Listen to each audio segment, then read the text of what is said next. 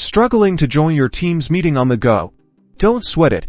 I'll show you how to join any Microsoft Teams meeting using just the ID and password, right from your mobile. First, make sure you have the Microsoft Teams app installed on your phone. You can find it on the App Store for iOS or the Google Play Store for Android if you haven't already.